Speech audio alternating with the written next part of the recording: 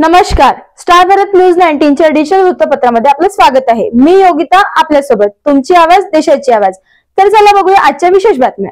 नागपूर मुंबई समृद्धी महामार्गावर खिळे ठोकण्याचा धक्कादायक प्रकार उघडकीस आला आहे।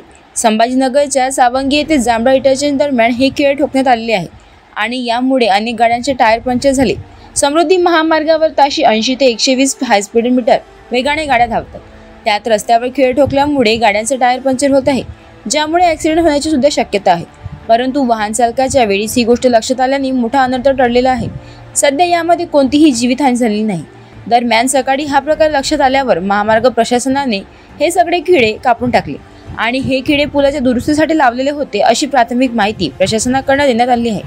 मात्र खिळे लावलेले आहेत तर त्याला बॅरिकेडिंग का केली नव्हती या प्रश्नाचं उत्तर मात्र अजूनही प्रशासनाकडून देण्यात आलेले नाही।